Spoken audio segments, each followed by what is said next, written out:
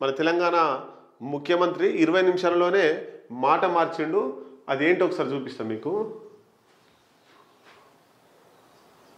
చూడొచ్చు మనకి ఇక్కడ. రైతుకు రాష్ట్రంలో ఉన్న వ్యవసాయ భూమి ఉన్న ప్రతి రైతుకు రాత్రి 12 గంటల తర్వాత ప్రతి ఎకరాకు 6,000 రూపాయలతోని మీ ఖాతాల్లో మీ నగదు టకీమని పడే విధంగా ఈరోజు కార్యక్రమాన్ని తీసుకున్నాం.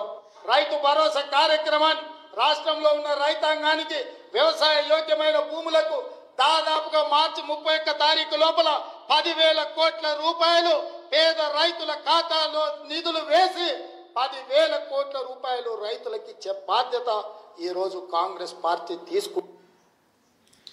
చూడొచ్చు.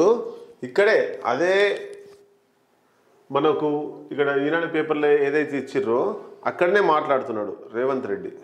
ఇగో చంద్రవంచలోనే మాట్లాడుతూ మనకేం చెప్పిండు, నిన్న ఆదివారం 26 తారీఖు జనవరి ఆదివారం కాబట్టి మీకు రైతు భరోసా ఇవ్వలేదు అని చెప్పి ఈ రాత్రి 12 గంటల తర్వాత బ్యాంకులలో రైతు భరోసా మీ అకౌంట్లలో టకీమని పడతాయి అని చెప్పిండు.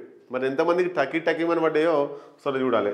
తర్వాత మళ్ళీ ఒక 15-20 నిమిషాల లోపే మళ్ళీ మాట మార్చి మార్చి 31 లోపు పడతాయి అని చెప్పిండు. అంటే వాస్తవంగా మరి రైతు భరోసా గురించి జనాలు డైలమాలో ఉన్నారు, రైతులు డైలమాలో ఉన్నారు.